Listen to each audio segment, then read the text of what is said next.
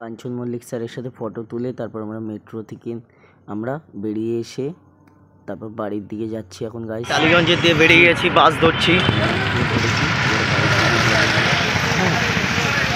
তারপরে বাসে করে কাশিদার মাথা শিয়ালদা স্টেশন দিয়ে যাব।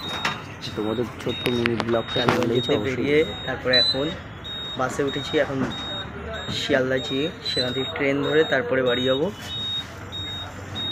যাই হোক, আজকে এই অবধি, পরেরটা তোমাদের পুরো ব্লগটা দেখাবো। এটা বাসের ভিতরে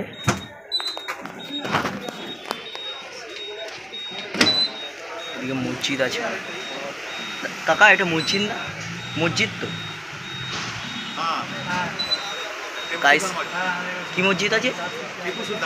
টিপু সুলতান মসজিদ গাইস, এটা হচ্ছে মসজিদ টিপু সুলতান। ब्रिटिश अमलेर ये मस्जिद है, ठीक है, कलकत्ता का।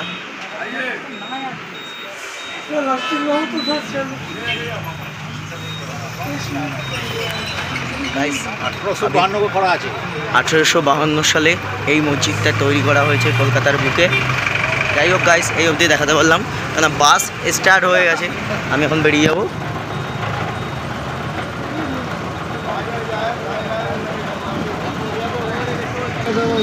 গাইস, আজকে আমার সাথে কাঞ্চন মল্লিক স্যারের সাথে দেখা হয়েছিল।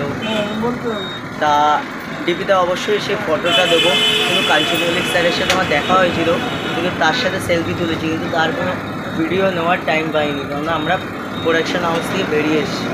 ঠিক আছে, নেক্সট টাইম গেলে আশা করি বড় বড় আর্টিস্টদের সাথে দেখা হলে একটা ব্লগ করে তোমাদের দেখাতে পারবো।